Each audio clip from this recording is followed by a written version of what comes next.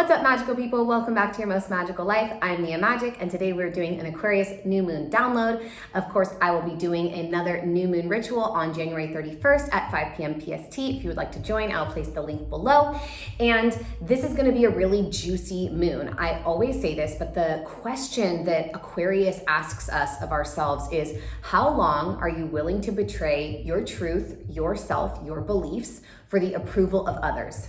So this is a deeply important question because society sort of wants us to betray ourselves, right? It sort of wants us, invites us, makes it the norm for us to betray who we are, who we know ourselves to be, who we think it's important to stand as, what we value in our lives, in exchange for like what society values and what we're supposed to do and who we're supposed to be. And fuck that, quite honestly. Like, that sucks, right? So one of the things that I really love to look at and invite others to look at is, where am I shrinking or hiding? Where am I pretending to be someone that I'm not? Where am I still feeling unworthy of showing and sharing myself as who I know I'm divinely designed and destined to be? And that can be in small things like the way you dress, or the kind of music that you listen to, or what you do on the weekends, how you spend your free time,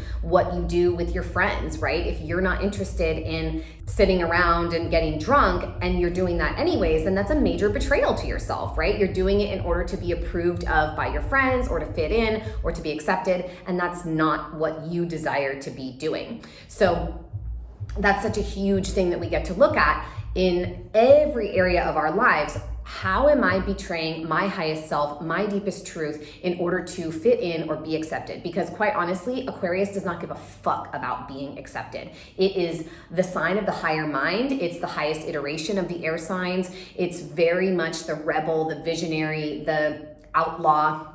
My dad is a classic example of that, total outlaw, that guy.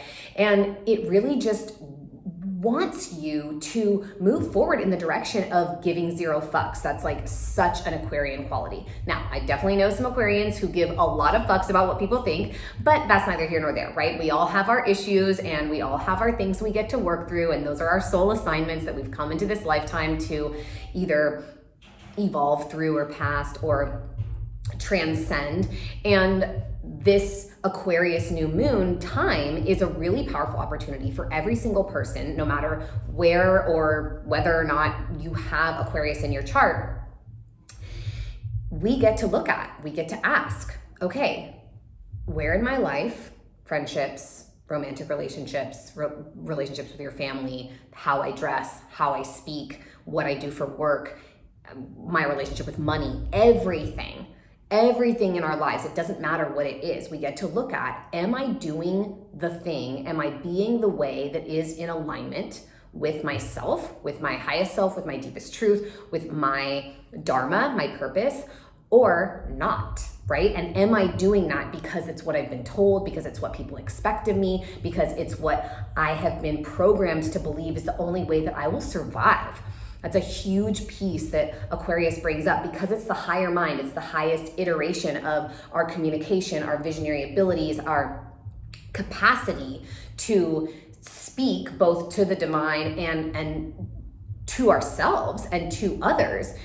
We really get to look at, okay, like, what am I doing? What is the purpose of my life? What is out of alignment with that higher self, with that communication from the divine that I'm allowing to be perpetuated in my life? What way am I telling the universe or communicating to God, whatever your word for that is, universe, nature? I've really reprogrammed my relationship to the word God, because I'm not like talking about some dude in the sky with a beard, right? Like, that's a very anthropomorphized version of the eternal consciousness and creative life force energy of the cosmos. But are you allowing that dictation to be mired or, veiled by what some person or some religion is telling you to do or be? One of the things that I really this has just been up for me lately. I was going to work with this retreat company, and they were like, oh, we want to like do everything for you, and it's going to be so great, and it's going to be like in the jungles of Costa Rica, and a bunch of my friends are doing it with them, and they're taking a huge percentage of the finances from it. And I was like, wait a second, like, okay, you're going to do logistics, but like I'm doing everything else, and you're going to pay me like a fraction of the actual like contribution that my incredible audience is going to pay to come to this experience. Like, that doesn't feel right to me, that I make like less than 20% of like what people are paying to come and have an experience. I just like, I don't know, that feels out of alignment for me. So I was really thinking about it, and I was like, what does my soul want? And of course, like, who doesn't love the jungles of Costa Rica? We all love that. But I was like, I want my retreat to be at a castle. I want my retreat to be in a land where the ancient magic is so powerful and alive, and like, it doesn't feel like I'm sort of forcing this, you know, idea or lifestyle onto this place. It's like the place itself is sort of asking that of me. And so I planned this retreat in Scotland at a castle that's going to be like being at Hogwarts for a week, and it's so aligned for me. Like, if I had done that other thing just because it's easy, just because like, oh, they're handling all the logistics and I don't have to do anything, that's so great, that's so awesome, like, that would not have actually been in alignment for me. What's in alignment for me is like, okay, I can talk to the owner of this castle today. She's like this epic Vietnamese lady, and we had this conversation this morning, and she was like, oh, my favorite thing to do is go into the forest, into these mystical woods, and take some magic mushrooms. And I was like, okay, I was not expecting you to say that, but great. Like, now we're going to be even better friends. Hello, you know? And it was just so perfect and beautiful, and was such a confirmation for me in that moment. Like, I'm making the right choice by listening to my soul, my spirit, what my guides and guidance says and asks of me is to do something that is deeply aligned, which is to go to Scotland, create Hogwarts at a castle that's fully sustainable, all green energy, composting, all the food, Michelin star food comes from within a 90-mile radius of the castle. Like, nothing's imported. It's just like so real. Speaking of which, we are going to be sending out all of our acceptance letters. So if you are interested, I'm going to place the link to the application below.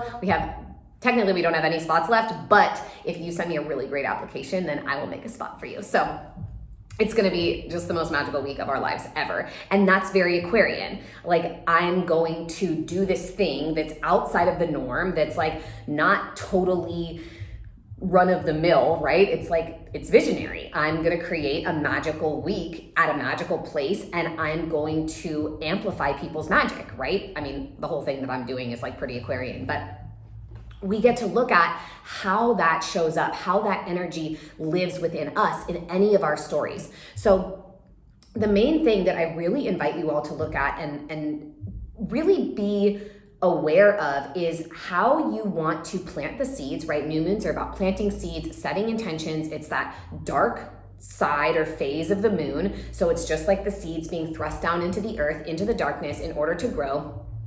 And we'll have the Aquarius full moon 6 months from now in Leo season over the summer. So you really get to look at how in this moon cycle, this lunar cycle over the next 6 months, how these intentions come to fruition. And what I would really recommend, and what we'll be doing in the ritual, well, you know how I always keep my rituals secret, but there's a really big element of taking action. And when we think about it, like, that's very much more of a fire sign. But if you look at the zodiacal clock or wheel, Aquarius's opposite is Leo, like I said. So that is a fire sign. That is about taking center stage, about the message that you're meant to share and speak and spread. Again, that never means that you have to do it on YouTube or Instagram or social media in general. Like, you don't have to spread your message from a stage like that. Leo is about the message, or any of this kind of expression is about the message that you hold and carry for your life in general. Like, you don't have to have a big stage. You don't have to be any type of way. It's about how you carry that message in your life, how you embody it, how you share it with your family and your friends and anyone that's in your immediate reality. So when we look at those opposites, it's like that's what fuels the other, right? So if you need to or get to receive information from the higher mind, right, your wisdom, that visionary element of you, then the invitation is, okay, this is what I'm being guided to do. This is who I'm being guided to be. This is a way I'm feeling like I need to express myself. In particular, like we're talking about, since it's Aquarius, we're talking about how we think, how we speak, how we see things, how we see the world. And so if you can shift and change those things by taking action, by using that energy of the fire of Leo, that is sort of like even though it's the opposite, that's where we get the saying, the little cliche, opposites attract, is from astrology, is because we're attracted to the thing that we need in that opposing sign. And so this opposite energy, that Leo energy, we need that fire, that like, okay, willingness, action, motivation, drive, like, can I do this? The answer is yes, you can, absolutely. How can I do this? How can I change my mind? How can I change my perspective? How can I change the way that I speak and communicate myself?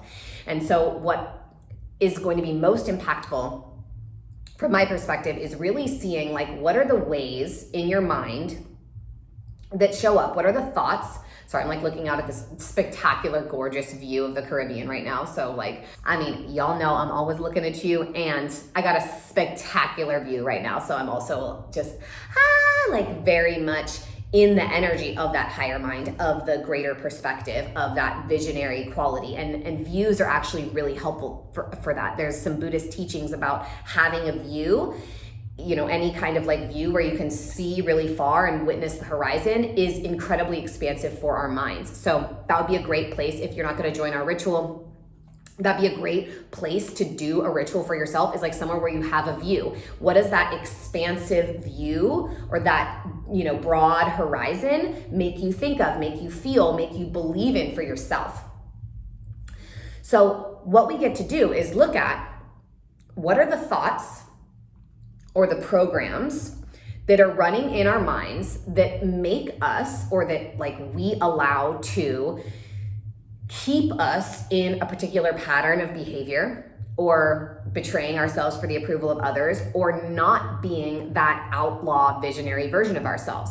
And then looking at the program, you know, maybe it's like something from your dad, and he told you that you would never amount to anything. Like, I definitely inherited that from my dad. He got it from his dad. His dad was like, you're gonna be a failure. You're never gonna amount to anything. Like, you'll never be successful, you know, all this stuff. And my dad really deeply integrated that into who he is. And so it's been a huge part of my spiritual work, is to transform that ancestral pattern. I'm sure my grandfather, I never met him, but I'm sure my grandfather received that from his dad. You know, it's just one of those things. And so I get to look at all the ways that I think about, oh, you know, I'm never going to amount to anything, or I'm going to be a failure, and see how that story is informing my choices, my habits, my behaviors, my decisions, the way that I interact and engage with people. Like, I used to be really intimidated by some of my more successful friends. I was just like, oh my God, like, I'm never gonna be worthy of their love or their friendship. And luckily, thank the goddess, like, they kept loving me. And then I finally was like, okay, wow, I am worthy of this love, and became a successful businesswoman myself. And it was like, okay, like, now I'm here. But I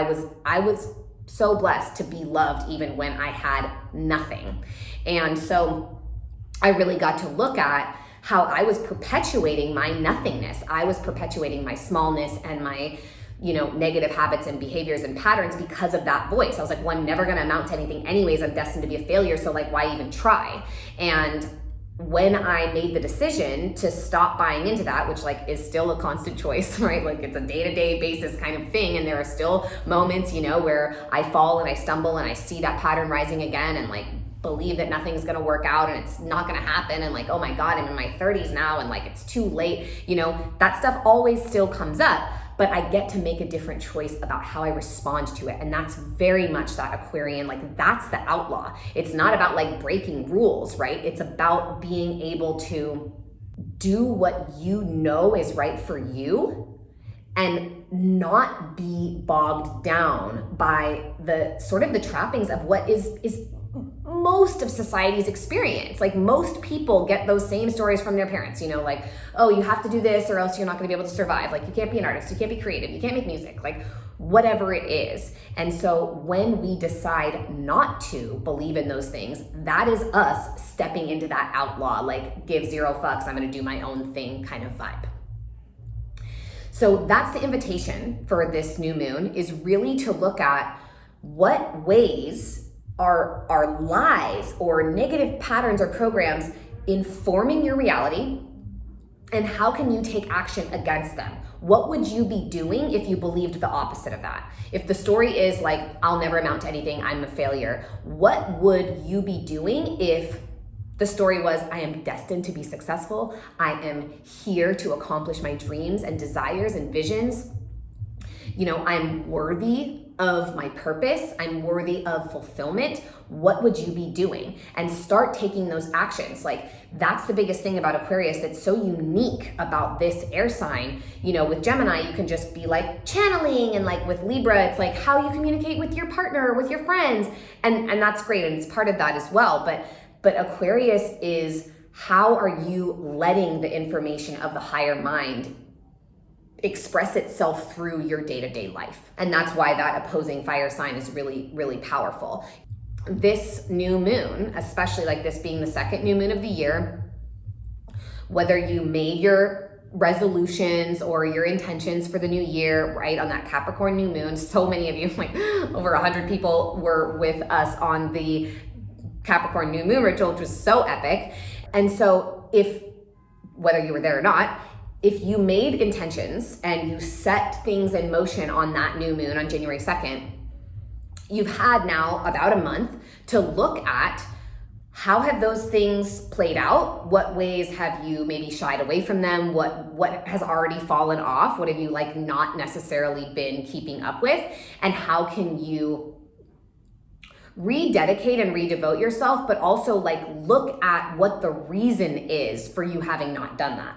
Why did you fall off of the workout game, right? Is it because there's a story that like, I'll never be fit anyways, or this is too hard, you know, or like maybe you're still working out, but you're just like eating really poorly. And it's like food is a comfort mechanism, or is like, you know, you grew up in a family that really eats poorly. And so like, it's just part of your genetic patterning that like, you don't really give a shit about how you eat. And it's like, that's a huge factor in feeling and being healthy in your body.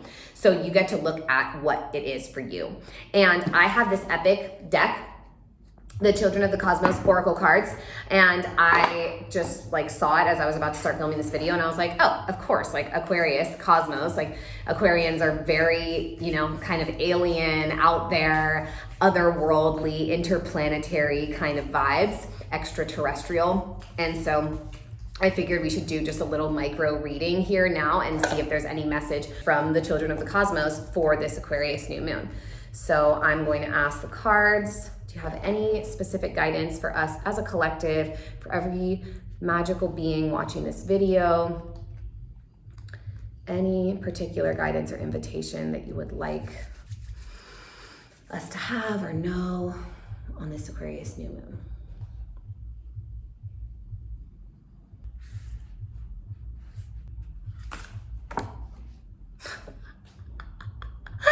You guys, that is crazy. Of all these cards, they all have like gorgeous people on them.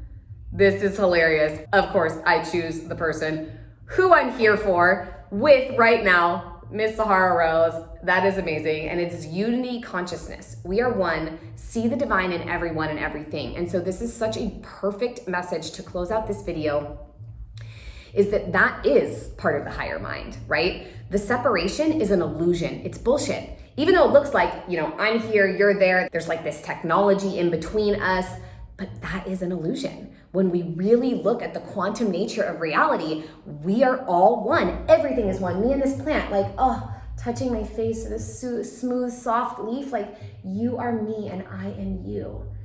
And how often do we give the blessing of that remembrance to another being, whether it's a human or a plant or an animal or the water or the oceans? Like, we are all one.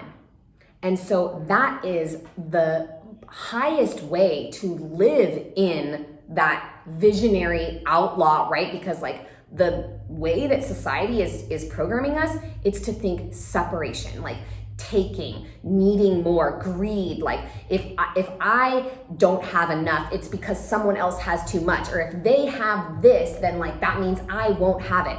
That's all bullshit. And that is such a powerful invitation, obviously, from Sahara and me and the Aquarius for the new moon, is to live in a state. That is the greatest thing you could do, is like to operate in a state of everything I see before me is a reflection of me. So anything that triggers you, okay, wow, that exists within me. Where is that? What is that? What can I do about it?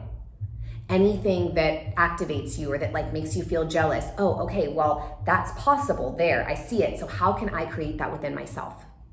There's so much beauty in just engaging in a practice, which again, like this could be your practice. Every time you see someone in front of you, it's like, okay, this is me. Same with the plant. You're me. How would I want to be treated? How would I want you to treat me? How would I operate differently if like the tables were turned and I was you and you were me? What would I do? Whether that's with water or food or another person. So I am sending you all so much love. Again, if you would like to join us for the Scotland retreat, it's going to be so spectacular and so epic. And because the UK is lifting all of their mandates, those of you who have asked about like the quarantine, because it was going to be like a 10-day quarantine for people who aren't vaxxed, now they're lifting all of that so everyone can come. We don't need to do 10-day quarantine. It's going to be amazing. I'm super excited. Obviously, everyone could come beforehand, but I just mean there's no quarantine in the UK anymore, which is going to be so epic. So everyone is welcome regardless of your choice. Like, we're not going to be divisive. We're going to be operating from a state of unity consciousness. We are all one, and it's going to be so epic. So thank you all so much for being here and for watching this video. Make sure you like, comment, and subscribe. There's going to be so much more magical content coming at you. I have got an absolutely epic month of content coming up in Feb. Lots of love and sex magic vibes for you all. So I just appreciate you all so much for being here. Thank you for helping me share my purpose and my love and my wisdom with all of you. I am Mia Magic, and welcome to Your Most Magical Life.